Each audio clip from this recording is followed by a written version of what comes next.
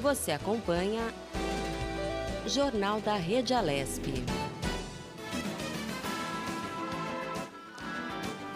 Estamos de volta, ótimo dia para você. Jornal da Rede Alesp, sempre trazendo informações no combate ao novo coronavírus, Lilian. Seguimos, né, Daniel, com muito mais informações sobre a pandemia e entrevistas sobre assuntos que dominam a atenção do mundo e do Parlamento Paulista. Olha só, termina na próxima terça-feira, dia 30, o prazo de entrega da declaração do Imposto de Renda Ano Base 2019. Quem ainda não prestou contas ao Leão pode procurar a Receita Federal, que está em plantão virtual para tirar dúvidas sobre o imposto de renda. E por causa da pandemia do novo coronavírus, o prazo inicial para a entrega da declaração, 30 de abril, foi prorrogado. Mas para quem já entregou a declaração do calendário e restituições, não sofreu alterações e os pagamentos estão sendo feitos desde o dia 29 de maio. Quase 32 milhões de brasileiros foram beneficiados com o adiamento do prazo de entrega das declarações de imposto de renda. Cerca de 10 milhões de contribuintes ainda não prestaram contas à Receita. Tem mais informações porque o Supremo Tribunal Federal, o STF, definiu por 7 votos a 4 que é inconstitucional a redução da jornada e de salário do funcionalismo público. O julgamento da ação direta de inconstitucionalidade, ADIM 2238, chegou ao fim com o voto do ministro Celso de Mello. Ele estava de licença médica no início da ação, porém em agosto de 2019, O relator da ação é o ministro Alexandre de Moraes. A discussão no Supremo foi concluída nesta semana com a retomada do julgamento sobre a validade da Lei de Responsabilidade Fiscal, que foi sancionada pelo então presidente Fernando Henrique Cardoso no ano 2000. O julgamento da ação que chegou ao Supremo naquele mesmo ano levou 20 anos, sendo concluída em plena pandemia da Covid-19. Nunca é tarde, não é, Lilian? Nunca é tarde. Para a maioria dos ministros do STF, a redução de salário de servidor público afronta a Constituição por violar o princípio de irredutibilidade dos vencimentos. Em 2002, em uma avaliação preliminar, o Supremo derrubou o artigo da LRF, que permitia reduzir jornada de trabalho e salários de servidores públicos, caso o limite de gasto com o pessoal fosse superior a 60% da receita corrente líquida fosse atingido. Agora o tribunal analisou o mérito da questão, mantendo a suspensão do dispositivo. O julgamento foi concluído com a manifestação do decano Celso de Mello, que não participou da discussão em 2019 devido a estar de licença médica. E a Lei de Responsabilidade Fiscal determina o limite máximo na esfera federal para gastos com pessoal de até 50% da receita corrente líquida. Para estados e municípios, o limite é de 60%, mas a legislação permite a repartição desses limites globais entre os poderes dentro dos estados. No caso do Legislativo, incluindo o Tribunal de Contas, é de 3% para o Judiciário. O teto de gastos é de 6%, para o Ministério Público, de 2%, e para o Poder Executivo, de 49%. Jornal da Rede Alesp. Chegou o momento de mais entrevista, de mais bate-papo. Vamos conversar com o médico Heber Salvador. Ele é vice-presidente da Sociedade Brasileira de Cirurgia Oncológica. Vamos saber como a pandemia afetou o diagnóstico e também o tratamento de pacientes com câncer. Lilian. Bom dia, doutor Heber. Obrigada por ter aceito o convite para participar do jornal. Bom dia, Lilian. Bom dia a todos da TV Alesp, a todos que estão nos assistindo, nos ouvindo. É um prazer poder estar aqui com vocês. Doutor, de acordo com o levantamento, desde o começo da pandemia, ocorreu uma redução média de 50% nos diagnósticos de câncer. Qual o impacto na saúde pública? Olha, Lilian, eu acho que esse impacto ainda está no porvir, infelizmente. A gente tem uma expectativa, por estatísticas do Instituto Nacional do Câncer, de algo em torno de 650 mil casos novos de câncer diagnosticados por ano no Brasil. Isso daria uma perspectiva de algo em torno de 50 mil, um pouco mais de 50 mil casos a serem diagnosticados por mês. E desde o início da pandemia e das medidas de restrição de contato social e de circulação, houve essa queda estimada em alguns serviços em 50% ou até mais, em alguns casos, 70%, 80% no diagnóstico de novos casos. Só que esses novos casos, eles continuam acontecendo. Essas pessoas, elas só não estão sendo diagnosticadas agora.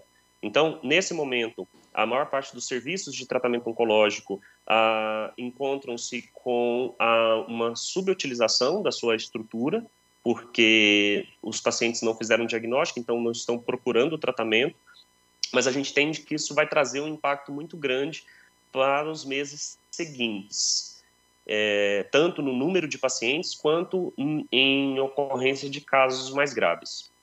Perfeito. Doutor, gostaria de fazer um exercício aqui de futurologia com o senhor. A falta de diagnóstico hoje, ele não pode acabar impactando também no sistema de saúde no futuro, porque, digamos, no pós-pandemia, esses pacientes, ou mesmo essas pessoas, precisarão se dirigir aos centros médicos e aí sim eles precisarão iniciar o tratamento ou dar andamento aos tratamentos que estavam sendo feitos. O senhor acha que o sistema de saúde vai ser impactado no pós-pandemia, mas agora por outras doenças, mas falando especificamente do câncer? Não tenho dúvida disso. Se a gente tem esse represamento do diagnóstico que está acontecendo por causa dessas medidas de restrição, e obviamente elas são necessárias, mas também pelo medo da população nacional, nos meses seguintes, quando a gente deixar de viver a fase epidêmica e passar a viver aquilo que a gente acredita que vai ser um convívio com o coronavírus, né, um convívio com a possibilidade da infecção pelo vírus, haverá um contingente de pacientes muito grande a ser diagnosticado e a ser tratado. Infelizmente, isso deve incorrer, inclusive, num aumento da mortalidade pela doença, porque o câncer é uma doença que não espera a sua evolução, ela não vai ficar parada por causa da epidemia. Então, o que a gente imagina que vão vir mais pacientes com, infelizmente, casos mais avançados, e isso traz um duplo impacto no sistema, porque quando for agosto, setembro, outubro, a gente tem aqueles 50, 60 mil pacientes que devem ser diagnosticados naquele momento. Mas então a gente vai deixar de diagnosticar e iniciar o tratamento de 50, 60 mil e vai ter que começar de 150 mil, de 200 mil pacientes. Isso vai trazer uma repercussão tanto no sistema privado quanto no sistema público e principalmente nesse último. Doutor, em quais casos as cirurgias são fundamentais e devem ser mantidas, já que o levantamento de 70% dos procedimentos não foram realizados durante essa pandemia? Olha, a própria Sociedade Brasileira de Cirurgia Oncológica lidou com isso no início da epidemia, lá em março, recomendando para cada setor, para cada área do corpo e para cada diagnóstico, os pontos, os tumores que poderiam ter o seu tratamento adiado, de certa forma, ou que pudesse se escolher alguma outra forma de tratamento temporariamente, até que se tivesse uma segurança do ponto de vista de estrutura hospitalar para se voltar a fazer o tratamento habitual, o tratamento recomendado. Então, de um modo geral, a gente considerou que doenças consideradas mais agressivas, alguns casos de câncer de mama, câncer de pulmão, os tumores do aparelho digestivo, alguns casos de câncer de pele, como melanoma, esses tumores eles não deveriam ter os seus procedimentos, esses pacientes não deveriam ter os seus procedimentos adiados, uma vez que o atraso de 2 a 3 meses na realização desses procedimentos cirúrgicos pode impactar negativamente no resultado, nas chances de cura.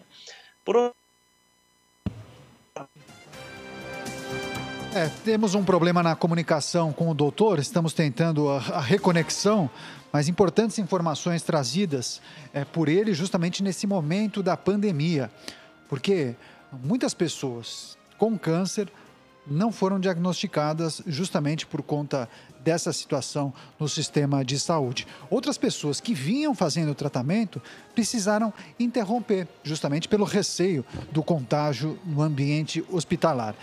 Doutor, o senhor estava concluindo a sua resposta, o senhor quer continuar o seu raciocínio? Não, acho que esse ponto é um ponto que a gente tem debatido muito. Então, tem alguns procedimentos cirúrgicos, alguns tipos de tumores, onde esse adiamento, onde se postergar um procedimento cirúrgico, por exemplo, seria mais seguro, não teria impacto na evolução da doença, e a gente fez essa recomendação lá em março. Mas é importante a gente frisar um ponto. Como eu disse, a gente está vivendo uma fase de epidemia, mas a perspectiva é que a infecção pelo coronavírus ela se torne.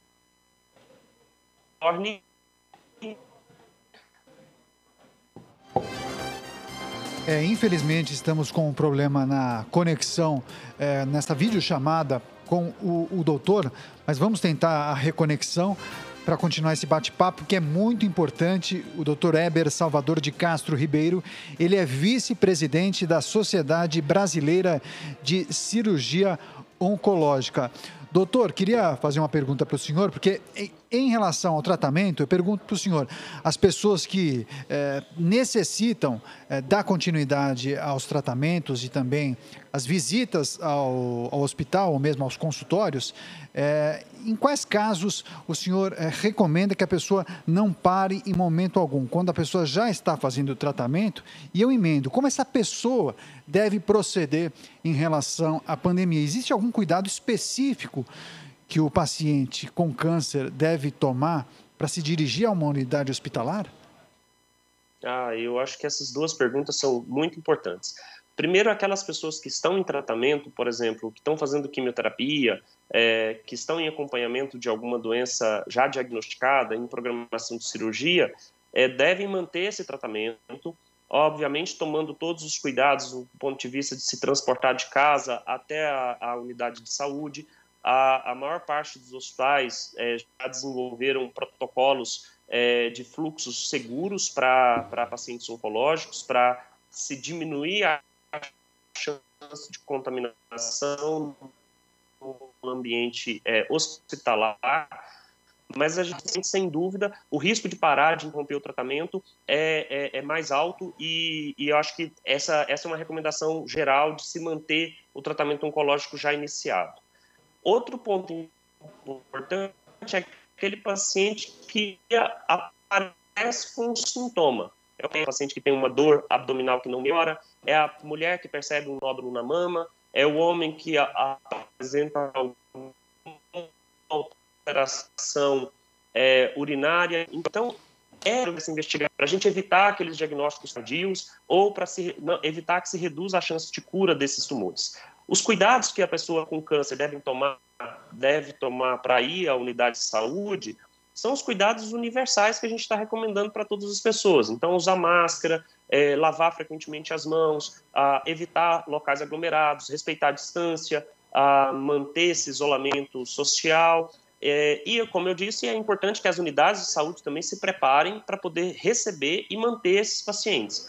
A gente vê estados onde o serviço público de atendimento oncológico, por exemplo, foi interrompido durante o período da pandemia, porque a estrutura hospitalar foi direcionada para o atendimento da epidemia, mas uma vez que essa pressão sobre o sistema hospitalar diminua, ou seja, a estrutura hospitalar se adeque ao atendimento dos pacientes com coronavírus, o reinício do tratamento do câncer deve ser a prioridade. Doutor, uma pessoa que ela já foi curada do câncer e faz apenas o acompanhamento, ela é considerada grupo de risco? Olha, em geral, ela é o grupo de risco se ela tiver outros problemas de saúde que a tornam de maior risco. A gente sabe que pacientes mais idosos, pacientes diabéticos, hipertensos, que têm alguma outra disfunção orgânica, fazem parte desse grupo de risco. O fato de ter feito o tratamento oncológico no passado, se não há uma sequela do ponto de vista imunológica, nesse momento, não torna a pessoa mais de risco do que ela já seria por causa das suas condições básicas de saúde.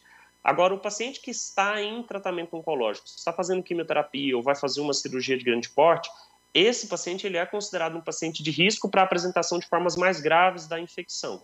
Então, se você faz uma cirurgia e está portando o vírus numa fase assintomática, a manifestação no período pós-operatório pode tornar aquele processo mais complexo, inclusive aumentando as chances de complicações graves e eventualmente até de óbito. Esses são cuidados que devem ser tomados aí na retomada dos tratamentos oncológicos. Perfeito. Doutor, o que a Sociedade Brasileira de Cirurgia Oncológica tem observado em relação às pessoas com câncer que contraíram a Covid-19? O quadro de sintomas, ele é mais intenso, menos intenso? O que é possível falar dos pacientes com câncer que pegaram a Covid-19? Acho que vai na mesma linha que a gente observa nos pacientes em geral, onde há uma dificuldade em se predizer os pacientes que terão uma evolução pior, mais grave da infecção viral, daqueles que terão uma evolução mais leve. Então, o fato de estar fazendo um tratamento oncológico coloca a pessoa, em linhas gerais, num grupo de risco para uma evolução mais acentuada em termos de sintomas e de complicações. Mas isso não é uma regra. É muito importante que a pessoa perceba os sinais iniciais da infecção, mantenha um contato próximo com o seu oncologista, com o seu cirurgião oncológico. Em termos cirúrgicos, se a pessoa vai ser submetida a uma cirurgia, nós da sociedade temos recomendado a cautela com o isolamento social pelo menos 14 dias antes do procedimento. Então, reforçar essas medidas de isolamento social, evitar de ter contato com qualquer pessoa com qualquer síndrome gripal. Se tiver algum sintoma, não fazer o procedimento cirúrgico, independente se fazer testagem, se fazer triagem ou não se fazer a triagem. Há uma recomendação para se fazer a triagem antes de procedimentos cirúrgicos, mas obviamente a gente tem que considerar aí a limitação tanto do teste quanto do acesso, e essas são as recomendações que a gente tem feito enquanto sociedade. Mas a infecção pelo coronavírus, ela traz um perfil de risco maior para a população oncológica, para a população que está fazendo tratamento de câncer, mas isso não é uma regra generalizada.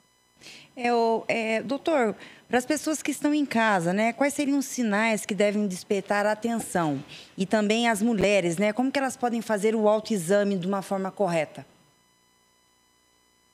É sempre bom a gente ter a oportunidade de falar sobre prevenção, sobre diagnóstico precoce. Acho que mesmo no tempo da pandemia, a regra geral é conheça o seu corpo. Conheça os seus sinais, os seus sintomas. Você sabe que você tem uma dor que é recorrente, que já voltou várias vezes. Você sabe que você tem uma alteração no organismo que você já conhece. Então, conhecer o padrão, a normalidade do corpo é muito importante. E aí se atentar para aquilo que vem novo ou que altere esse padrão de normalidade. Exemplo, a dor ao se alimentar, que não passa com alimentação, ou não passa com medicamento, ou te acorda à noite.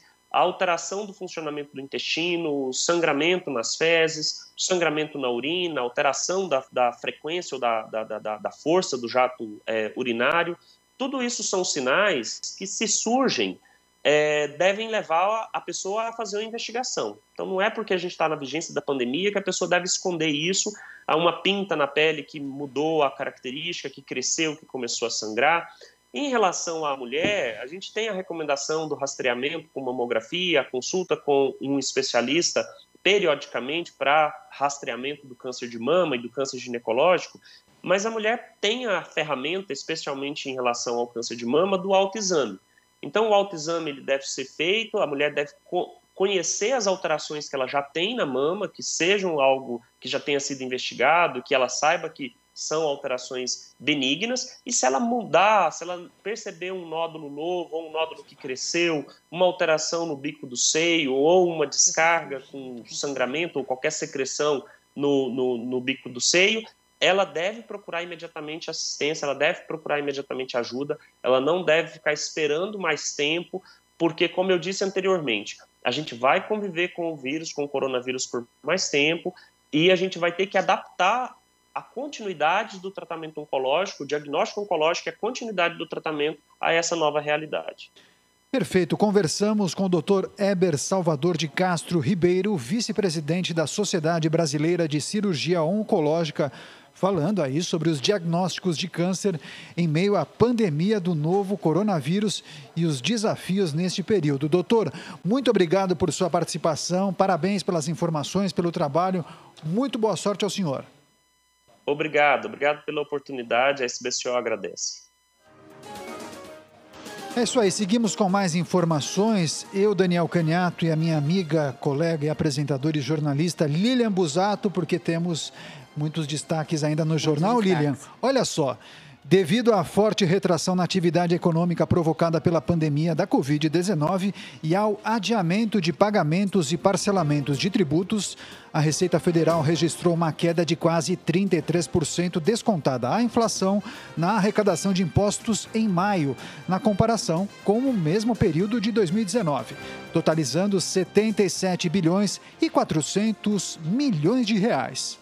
Os dados divulgados pelo Fisco foram os piores para o mês desde 2005 e o primeiro resultado que ficou abaixo de 100 bilhões de reais em 10 anos. O desempenho gerou preocupação entre os especialistas, já que o aumento de gastos públicos para conter os efeitos da pandemia deve se prolongar por um período acima do esperado, provocando um salto na dívida pública. Desde fevereiro, o governo vem registrando desempenho negativo no recolhimento de tributos, na comparação com o mesmo mês de 2019. No acumulado do ano, a Receita somou 579 bilhões e 700 milhões de reais, registrando queda real de quase 12% em relação ao mesmo período do ano passado. Olha só, chegou o momento de mais uma entrevista aqui no Jornal da Rede Alesp, porque nós vamos conversar com a médica endocrinologista Andressa Heimbecher. Não sei se eu pronunciei corretamente, ela vai nos corrigir se eu não falei corretamente. Vamos falar sobre o Dia Nacional do Diabetes, Lilian. Bom dia, doutora Andressa. Seja bem-vinda ao Jornal da Rede Alesp. Bom dia, Lilian. Bom dia a todos os ouvintes da Rádio Alesp. Andressa Heimbecher, quase lá. Heimbecher, perfeito. Obrigado, doutora. Doutora Andressa, o que seria o diabetes e quais os sintomas? Perfeito. O diabetes, ele é uma doença que ele tem a característica geral de ser associado com aumento de açúcar na corrente sanguínea, né? A gente tem dois tipos de diabetes mais comuns, tem outros bem menos comuns. Os dois tipos são bem conhecidos, que é o diabetes tipo 1 e o diabetes tipo 2. O diabetes tipo 1, na maior parte dos casos, acontecendo nas crianças, e o diabetes tipo 2 acontecendo nos adultos. E aí eles têm diferenças entre eles, né? O paciente com diabetes tipo 1, ele tem uma destruição das células que produzem insulina no pâncreas. Já o diabetes tipo 2, ele tem preservado as células que produzem insulina num primeiro momento, mas por ganho de peso, sedentarismo, é o paciente que acaba desenvolvendo o diabetes por esse pâncreas ficar com excesso de insulina que não funciona. Então, são dois grandes grupos, diabetes tipo 1 e diabetes tipo 2, 90% dos casos e 10% de casos nos pacientes com diabetes tipo 1.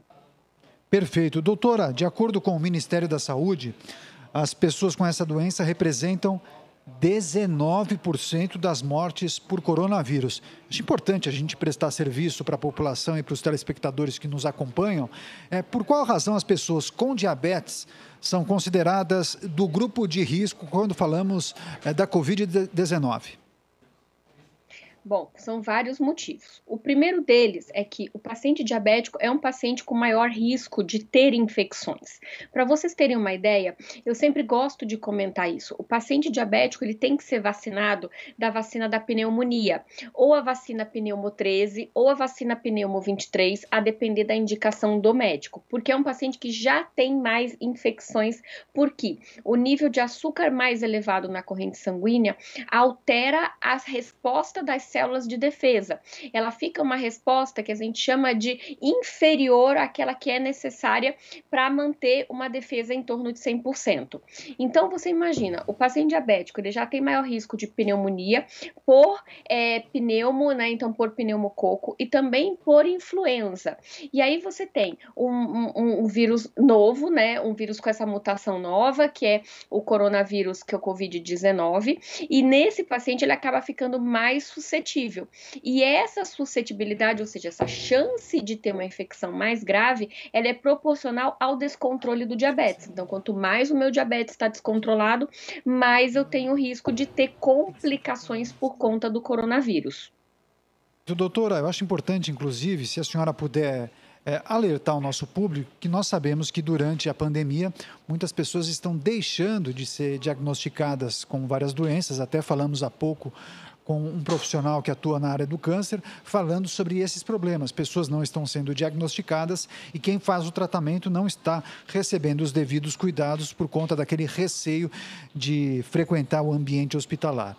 Gostaria que a senhora contasse para a gente quais são as dicas e os alertas para as pessoas que não foram diagnosticadas. O que a pessoa precisa ficar atenta quando falamos de diabetes? Que sinais o corpo acaba dando para essas pessoas? Bom, o diabetes, na maior parte dos casos, ele no começo, ele é uma doença silenciosa. Então, a pessoa vai sentir um pouco mais de cansaço, talvez um pouco mais de boca seca, mas quando o diabetes abre como quadro mais grave, com elevação dos níveis de glicose, a gente vai ter o que a gente chama de polis. Então, poliúria, muito xixi, polidípsia, muita sede e polifagia, muita fome. E isso o paciente perde peso também muito rápido. Isso a gente fala que é o quadro de descompensação do diabetes, que acontece mais de forma comum nos pacientes diabéticos tipo 1, porque existe uma destruição do pâncreas. Nos pacientes diabéticos tipo 2, a gente tem anos desses pacientes com sintomas inespecíficos, cansaço, mal-estar, eventualmente uma tontura, um pouquinho de boca seca, e aí a partir do momento que esse diabetes ele evolui de forma lenta de pré-diabetes para diabetes brando, e aí ele vai para uma forma mais descontrolada, aí esse paciente pode apresentar os sintomas mais graves, que são a perda de peso, o excesso de fome, o excesso de sede e o excesso de xixi, que também acontece no quadro do paciente diabetes tipo 1, que é a maior parte dos diagnósticos de diabetes tipo 1 mais graves são feitos dessa forma. Diabetes tipo 2, a gente acaba fazendo o diagnóstico com exame de sangue comum.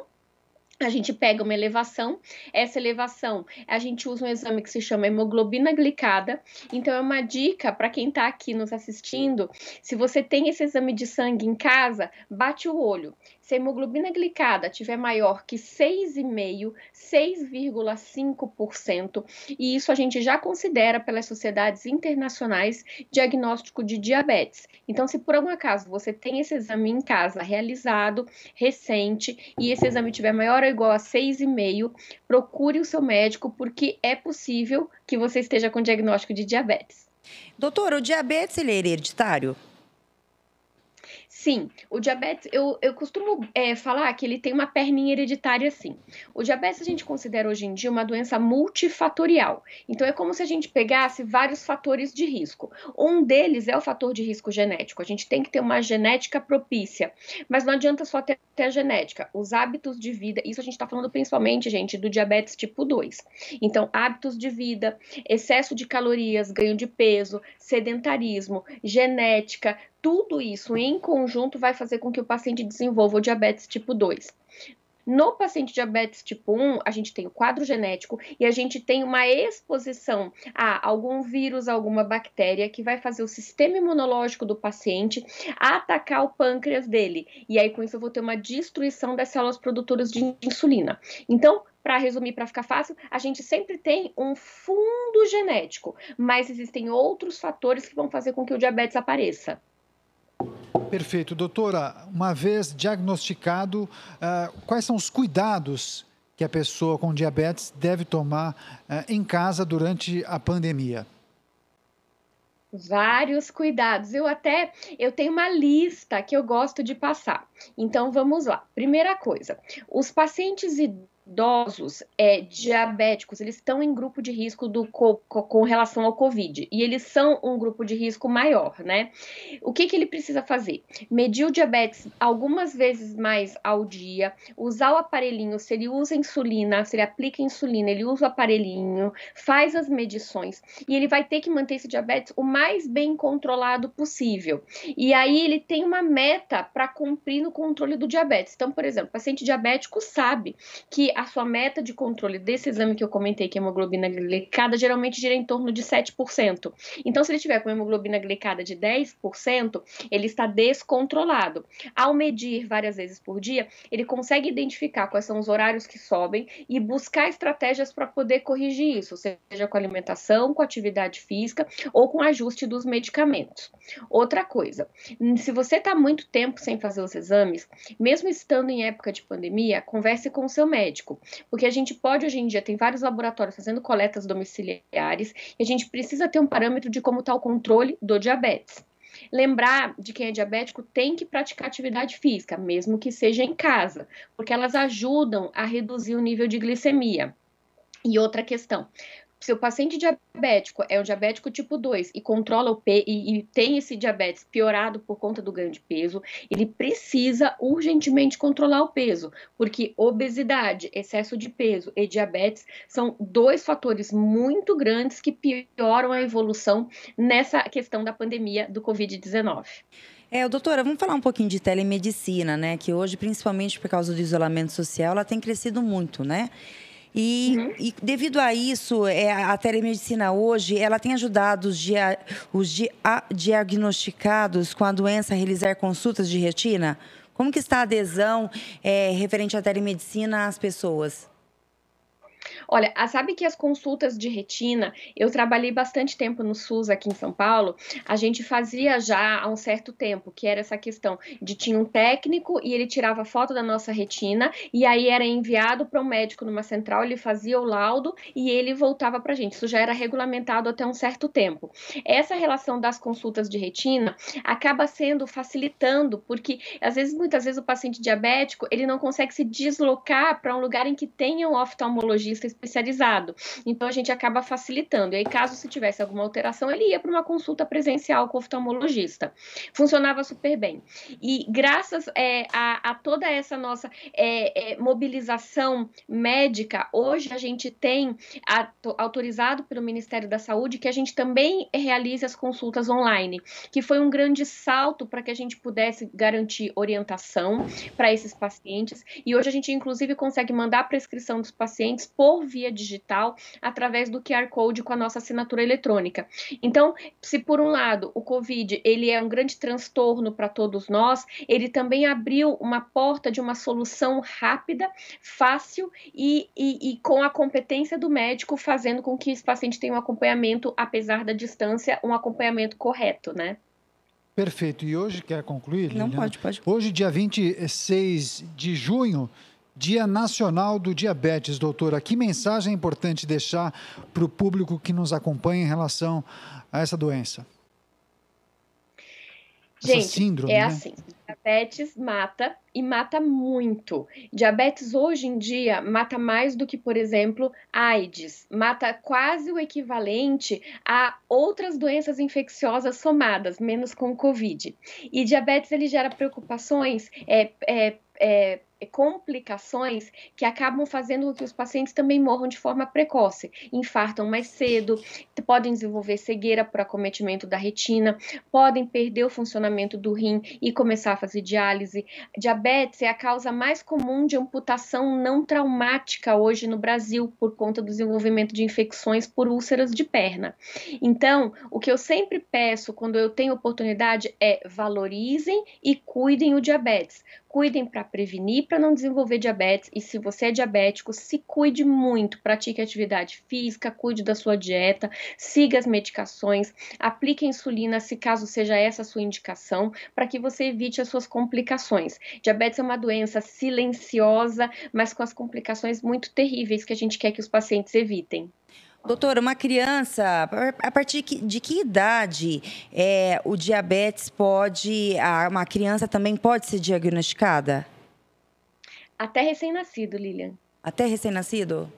Que loucura. Até recém-nascido. A gente tem pacientes com casos bem graves e bem raros de pacientes recém-nascidos já diagnosticados com diabetes, que é a forma do diabetes tipo 1 com a destruição do pâncreas. Então, a gente tem o diabetes, pode acometer qualquer idade, desde o recém-nascido até o paciente bastante idoso. A gente tem aí uma faixa etária muito ampla acometida, quase toda a vida da pessoa ele tem risco de desenvolver diabetes. O mais comum hoje é o diabetes tipo 2, que conta por 90% dos casos, né? Mas o diabetes tipo 1 também pode acontecer, principalmente na infância e na adolescente, mas também ele pode acontecer esporadicamente em outras faixas etárias.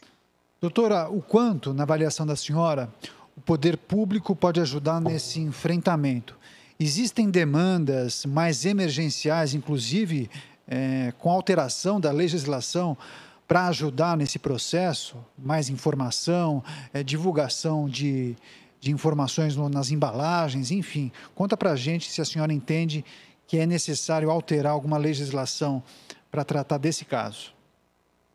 Bom, uma coisa que eu sempre coloco é a iniciativa chilena, que ela foi muito interessante, que foi a colocação dos rótulos de forma clara sobre os alimentos que são ricos em açúcar, ricos em gordura e ricos em calorias. Quem quiser jogar na internet, coloca assim, rótulos de alimentos no Chile. E a gente conseguiu observar, através dessa experiência chilena, que houve uma redução da escolha desses alimentos de alto valor calórico, alto valor de sódio, alto valor de gordura e alto valor de açúcar, justamente por estar escrito nas embalagens. Então, uma das coisas que é mais interessante a gente falar é que a gente combate diabetes, principalmente diabetes tipo 2, que é um diabetes que conta com sedentarismo, com alimentação ruim e com esse fundo genético, a gente combate esse diabetes com informação dada à população.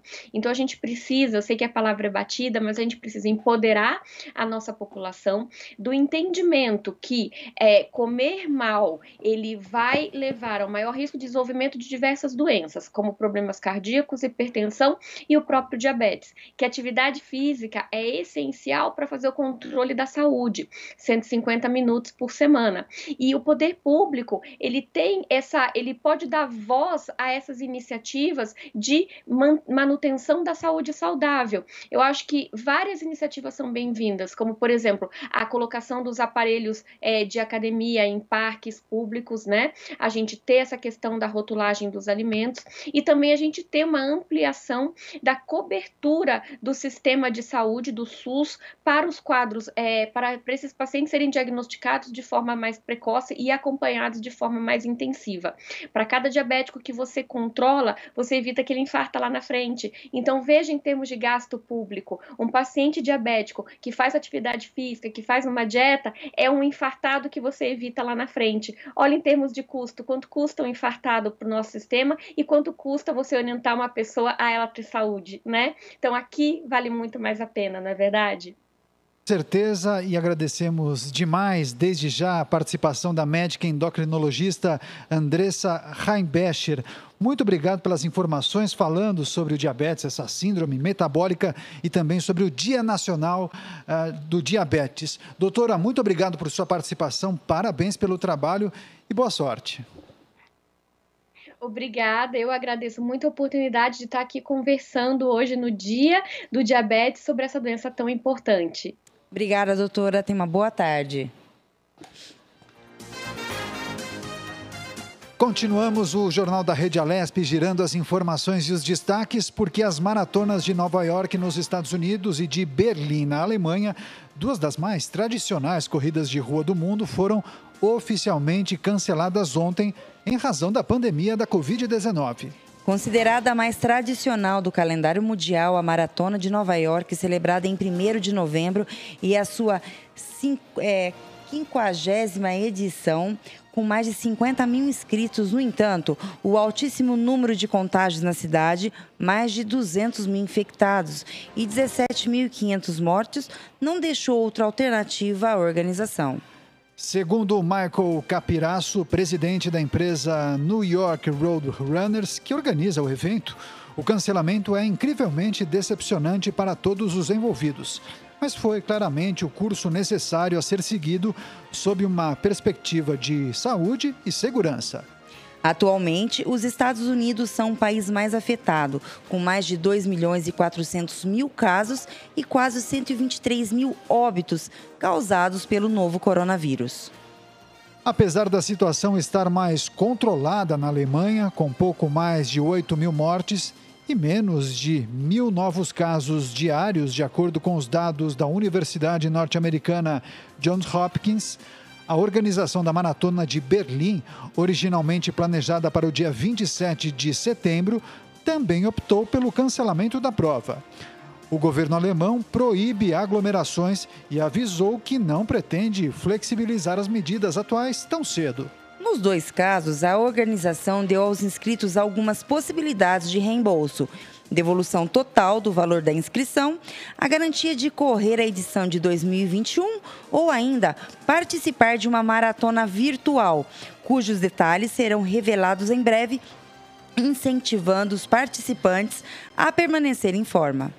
Tanto Nova York quanto Berlim fazem parte das chamadas Majors, as principais maratonas do mundo, que contam ainda com Boston, Chicago, Tóquio e Londres.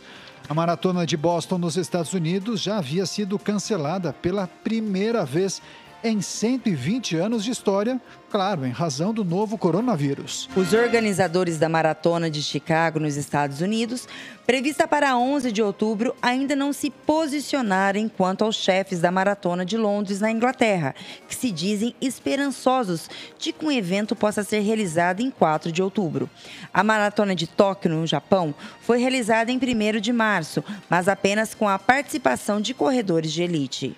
Na contramão das Majors, a organização da Maratona de Hamburgo, na Alemanha, informou ontem que segue com planos de realizar a competição em 13 de setembro, sob um rígido protocolo sanitário. Cerca de 14 mil atletas são esperados, 10 mil corredores para a maratona de 42 quilômetros e 4 mil participantes para a meia maratona de 21 quilômetros. Ainda segundo a organização da Maratona de Hamburgo, todos passarão por testes e apenas 30 corredores integrarão o pelotão de elite. Atletas de países específicos em que a pandemia do Covid-19 ainda estiver em contágio avançado serão vetados. Isso significa que atletas vindos do Brasil, dos Estados Unidos, da Rússia, entre outros, não devem ser aceitos para correr. Legal, virando a página, mais informação aqui no Jornal da Rede Alesp, porque nós vamos conversar com Vando Nascimento, ele é coordenador estadual da PNAD da Covid-19. Bom dia, Vando. Vai falar justamente sobre o IBGE e os dados da pandemia em todo o país, Lilian. Sim, vamos lá. Bom dia, Vando, seja bem-vindo ao Jornal da Rede Alesp. Oi, bom dia, muito obrigado pela oportunidade de participar com vocês. Boa tarde, né, Vando? Eu errei um pouquinho, né? A gente está aqui desde as 9h30 e acaba perdendo um pouco a noção do tempo, né? Boa tarde. Boa tarde. Vando, o IBGE divulgou na última quarta-feira os dados da pesquisa PNAD Covid-19, na qual apontou que 9,7 milhões de trabalhadores que foram afastados, ficaram sem remuneração em maio. Conta pra gente como é que foi feita essa pesquisa. Isso. Essa pesquisa, né, a PNAD Covid-19, é a primeira pesquisa com selo de estatísticas experimentais. Ela tem base na PNAD, que é uma pesquisa que a gente já faz há muitos anos, né, e que ela tem esse objetivo de dar resposta muito mais rápida para a população. Ela tem 2 enfoques principais, de acompanhar o impacto da pandemia no mercado de trabalho e também acompanhar o aparecimento de sintomas de síndrome de gripal na população. Então, são esses 2 enfoques, e aí a gente está com essa primeira divulgação, né, da pesquisa, e a gente vai fazer divulgações semanais e mensais desses indicadores. Perfeito. Vando, nós temos, claro, muitos dados desta pesquisa do IBGE, e a gente gostaria que o senhor, inclusive, repercutisse como a questão dos trabalhadores domésticos sem carteira. Eles acabaram sendo extremamente afetados. Conta pra gente um pouquinho desse recorte dos trabalhadores sem carteira assinada. Da força de trabalho do pessoal ocupado, 15 milhões de pessoas estão afastadas do trabalho, e a gente percebeu que os trabalhadores domésticos sem carteira são os mais afetados, são os que mais tiveram que ser afastados do seu trabalho e estão também compondo esse universo de 9,7 milhões de pessoas que estão afastados sem remuneração. Então, os trabalhadores sem carteira de forma geral já são o grupo mais afetado, né? Mas os trabalhadores domésticos sem carteira são, evidentemente, os que mais estão sofrendo aí, com quase metade, quase 50% sem remuneração. Vando, por favor, em relação ao mercado de trabalho, vamos falar um pouquinho também do rendimento da população, né? O que a pesquisa PNAD da Covid-19 do IBGE ela tem a dizer sobre o rendimento? A população, a gente percebeu que da população ocupada, né, cerca de 18% da população teve os seus rendimentos reduzidos, né? Então, assim, a gente acabou de falar agora que 9,7 milhões não tiveram remuneração, e daqueles que tiveram remuneração, cerca de quase 20%, 18% tiveram sua remuneração reduzida. Esse número foi maior na região Nordeste e também no Sudeste, foram as duas regiões do país onde tiveram mais impacto na redução da remuneração. Perfeito. Vando, um outro número que chama a atenção dessa pesquisa que foi realizada pelo IBGE é que mais de 28 milhões de pessoas não procuraram trabalho em razão da pandemia do novo coronavírus. Como é que está o cenário das pessoas que estão sem trabalho? Essa ausência da procura, ou você acha que, na verdade, reflete um certo resguardo dessas pessoas durante esse momento? Isso. Esse número de 28%, se soma 10% da população que está procurando emprego, né? Mais 18% da população que não está procurando por razões diretamente ligadas à pandemia. Então, são 18% das pessoas não trabalharam ou por causa de isolamento, né, de tentar se precaver no isolamento social, ou porque achavam que na sua região não teria trabalho. Então, esses são dados assim que refletem o impacto, né, além da remuneração e do afastamento das pessoas que estavam ocupadas, refletem o impacto das pessoas que estão fora do mercado de trabalho e que estão impedidas de conseguir um emprego ou têm seus rendimentos prejudicados por causa da situação atual do país. O auxílio emergencial, o senhor entende que contribuiu para esse índice? A gente não tem como relacionar o auxílio emergencial à não procura de trabalho. Isso é uma relação que os dados não teriam como a gente fazer essa afirmação. Mas a gente tem a informação de que 38% da população do país estão recebendo algum tipo de auxílio relacionado à pandemia. Entre eles, o próprio auxílio emergencial ou o programa emergencial de manutenção de emprego e renda. Então, esses e outros programas municipais e estaduais que a gente tem acompanhado. E aqui na região Sudeste, 31% das pessoas que estavam, da população, estão recebendo algum tipo de auxílio relacionado à pandemia. A PNAD Covid-19 ela construiu um indicador síntese que conjugou entre os sintomas investigados os mais associados à Covid-19. Você poderia nos falar os números desses indicadores? Exatamente. Então, a gente acompanha 12 sintomas relacionados à síndrome gripal. Né? Não é possível fazer um diagnóstico, porque esse diagnóstico teria que ser médico. Né? Mas a gente acompanha 12 sintomas e a gente construiu um indicador quando apresenta um conjunto de sintomas que normalmente estão relacionados à PNAD Covid.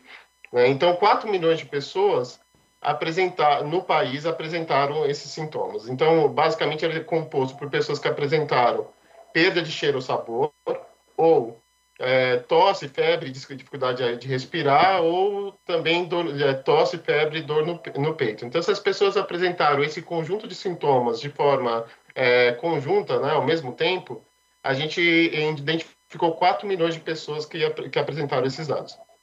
Perfeito. Informações muito importantes trazidas pelo Vando Nascimento, coordenador estadual da PNAD Covid-19 do IBGE aqui em São Paulo.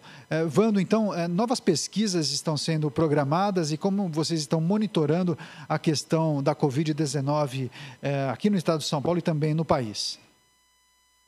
O IBGE tem um conjunto de pesquisas que tem mantido as suas publicações, as pesquisas regulares, e a PNAD Covid, que é especificamente para acompanhar esse fenômeno, ela vai continuar fazendo divulgações semanais e mensais do mercado de trabalho de sintomas de síndrome gripal durante todo o isolamento social e provavelmente 1 ou 2 meses depois. É importante a população ter consciência disso, que todas as pesquisas têm sido feitas de forma remota, né, por telefone, a gente não tem feito visitas aos domicílios das pessoas, e é importante também esclarecer a população que é muito relevante que elas contribuam dando dados e tendo alguma dúvida pode confirmar no site do IBGE a identidade dos entrevistadores. Perfeito. Vando, eu sei que vocês têm divulgado todas as pesquisas no portal do IBGE. A pessoa que tiver interesse, o que ela deve fazer para acessar as pesquisas, os dados e as informações? Conta para a gente.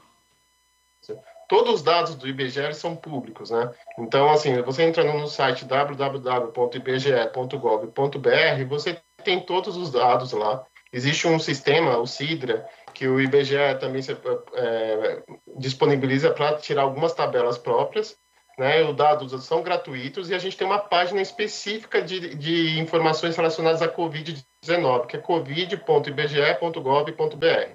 A população pode entrar lá e se informar sobre os dados disponíveis, e a gente tem os canais oficiais de atendimento. A gente tem o 0800 721 8181, que você pode também tanto pedir informações, esclarecimentos sobre os dados, como confirmar a identidade de algum entrevistador do IBGE. Então, os dados estão lá, públicos para todo mundo que tiver interesse. É isso aí, prestação de serviço. Vando Nascimento, coordenador estadual da PNAD Covid-19 do IBGE São Paulo. Vando, muito obrigado pelas informações, entrevista importante essa. Bom trabalho para você e boa sorte. Muito obrigado pela oportunidade e um abraço, bom trabalho para vocês também. É isso aí. Girando os destaques e movimentando a equipe de jornalismo da Rede Alesp. Tem uma colega nossa que vai entrar ao vivo, mas quem vai anunciar é a Lilian Busato.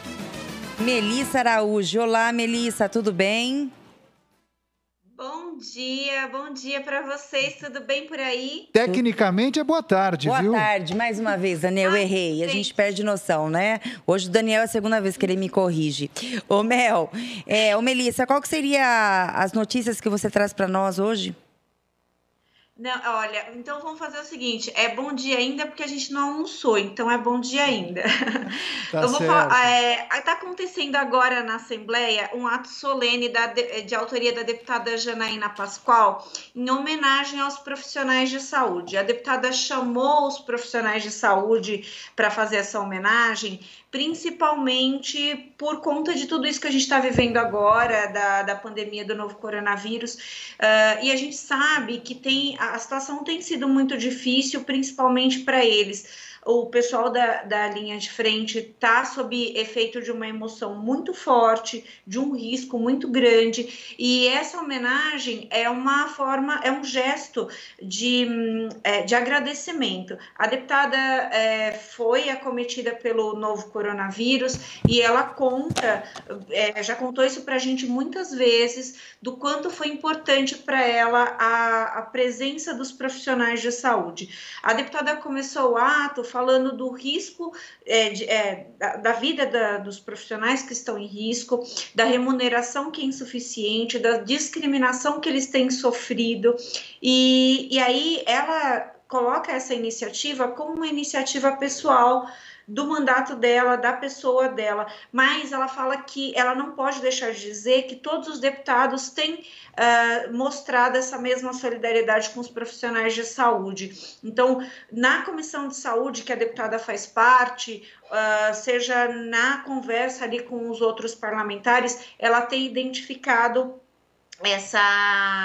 essa vontade de agradecimento dos parlamentares com relação aos profissionais de saúde, mas não só de agradecimento, de reconhecimento, entendeu? Então, assim, a gente sabe que a casa está se movimentando muito para fazer novos projetos, para fazer novas propostas e também nessas novas propostas contemplar os profissionais de saúde que precisam aí de um reconhecimento, tanto para a preservação da vida, quanto salarial, quanto de condições. No ato, a gente tem várias profissionais de representantes de conselhos e de entidades ligadas aí à saúde. Então, a gente tem o pessoal da biomedicina, o pessoal do Corém, o pessoal do CREMESP está lá também, da fisioterapia, da odontologia, representante do Ministério da Saúde, entre outros tantos representantes.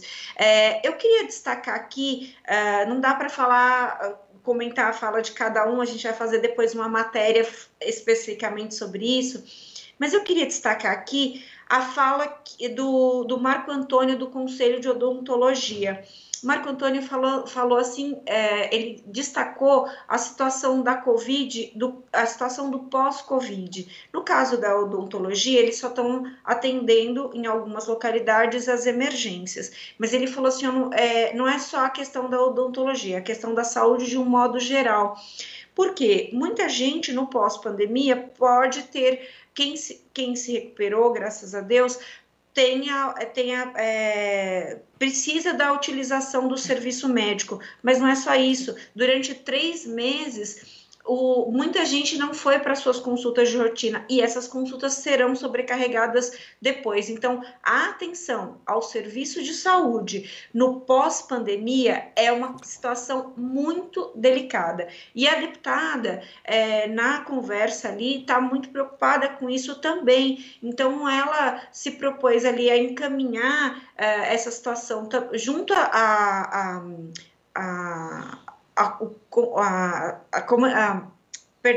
junto aos deputados e à Comissão de Saúde, para que a gente tenha ali uma efetiva encaminhamento de todas essas demandas que estão surgindo.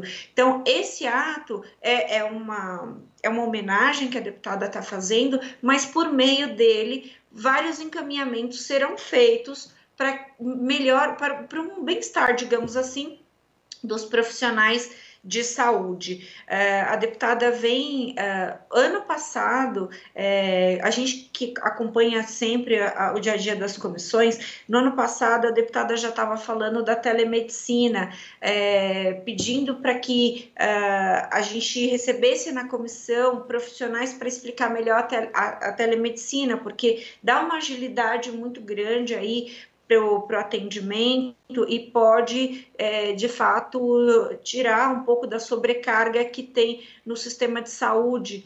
E essa telemedicina tem sido usada com muita frequência agora, tem sido muito importante nesse momento de pandemia. Então, assim, algumas questões que já tinham sido encaminhadas, por exemplo, na Comissão de Saúde, elas têm vindo à tona com muita importância, com muita relevância. Então, para quem está em casa, é muito bacana acompanhar o trabalho das nossas comissões, porque por meio dela a gente vai fazendo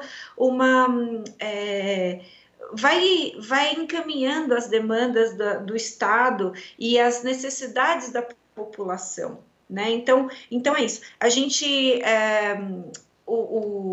alguns profissionais aqui, o profissional de fisioterapia, por exemplo, o senhor José Renato, ele falou também sobre o profissional de saúde hoje está atuando para defender a população brasileira. A gente está numa guerra e quem está na frente da trincheira é o profissional de saúde. E ele diz que assim, tudo que está envolvendo o profissional de saúde precisa ser considerado. Por exemplo, a questão do cuidado mesmo desse profissional. Esse profissional é um ser humano que quando chega na casa dele, ele precisa da atenção, ele está ali exposto a uma condição psicológica muito forte, porque afinal de contas a gente, por exemplo, tem a opção de ficar na nossa casa e cuidar das questões trabalhar, por exemplo, aqui, online. Eles têm que ir para a linha de frente, eles têm que se expor para evitar que as pessoas morram, né? Então, tudo isso a gente precisa cuidar com muito carinho, né, do profissional de saúde, e aí eles todos colocam a questão de condições, de salário. A profissional da área da enfermagem falou, por exemplo, que a enfermagem não tem um piso salarial e eles brigam por isso há muito tempo, e essa é uma bandeira que muitos deputados levantam dentro da casa. A outra questão que ela fala é que os profissionais da enfermagem precisam de um lugar para descansar, né? Um lugar que tenha ali para sentar, para deitar entre um plantão e outro, ou entre um número grande de horas de plantão. E eles quase não têm isso nos hospitais, então eles pedem também que tenha essa atenção, e nos hospitais de campanha também, e eles pedem que isso seja uma regra, para que eles tenham uma condição cada vez melhor para atender toda a população com todo carinho. Eles falam sobre isso também, que a profissão deles está ligada sim à afetividade, ao carinho, mas não é só isso, claro que não, também a questão técnica e a questão de estrutura, para que eles possam fazer um trabalho bacana. Vocês têm perguntas? Dúvidas? Não, mas eu gostei das colocações, são importantes informações trazidas pela Melissa Araújo, e eu gostei disso que você falou. É importante mesmo que esses profissionais da saúde, esses profissionais que estão na linha de frente, especialmente os enfermeiros, que eles tenham esse espaço para ficar, relaxar, descansar um pouquinho entre as atividades, porque os plantões são muito longos, né, Mel? Então é fundamental um espaço para esses profissionais, ou não é? É verdade, assim, são longos, são exaustivos. Eu não sei se todo mundo teve a oportunidade de ver, por exemplo, infelizmente, alguém tentando reanimar outro. É um trabalho exaustivo, e aí toda a equipe tem que se voltar para isso, para que o paciente consiga voltar e fique bem, né? Então, a gente tem sim que reconhecer esses profissionais, não pode discriminar eles, gente, não pode não, eles estão ali atuando por todos nós, né? Eu sei que já está na hora de encerrar, que o nosso diretor acabou de me avisar. Eu queria dar um bom final de semana para vocês, mas eu queria deixar uma dica para vocês dois, tá bom? Vamos lá. Vamos lá, Mel. Melissa. A dica são os nossos programas. A gente está produzindo um conteúdo sensacional. Eu vi vocês perguntando aí para outras pessoas, e eu queria falar também. A gente, os repórteres da Rede Alesp, estão produzindo vários programas bem legais e que vale a pena. São médicos, são advogados, todo tipo de especialistas conversando sobre assuntos aí muito bacanas. Empresários também, que eu estou sabendo. Inclusive, né, Melissa, já que você está falando isso, né, a programação hoje da Rede Alesp, a gente só está trabalhando com programas inéditos, né? Como você mesmo falou, a produção tá todo mundo trabalhando com muito foco, muito entusiasmo. Eu tenho a agradecer a todos vocês também. E a programação hoje é toda inédita. Exatamente. E programas de excelente qualidade. A gente tem que ressaltar isso, que todo mundo está trabalhando, buscando pessoas ali para conversar conosco, para agregar para quem está assistindo. Isso aí, representantes de toda a sociedade civil conversando com os profissionais aqui da Rede Alesp, contando um pouco de como está sendo esse momento da pandemia do novo coronavírus. Agradecemos demais a repórter Melissa. E os parlamentares também. Com certeza. Muito obrigado pela participação, viu, Melissa? Parabéns pelo trabalho e boa sorte. Obrigada. Boa tarde para vocês. Boa tarde, Melissa. Boa tarde. Bom fim de semana. Legal, muitas informações trazidas pela equipe de jornalismo da Rede Alesp. Lilian, vamos fazer uma paradinha, porque daqui a pouco tem coletiva de imprensa do governo do estado de São Paulo. Tem novidade por aí, é, mãe? Sim. Vamos dar uma paradinha e voltamos já. Não saia daí.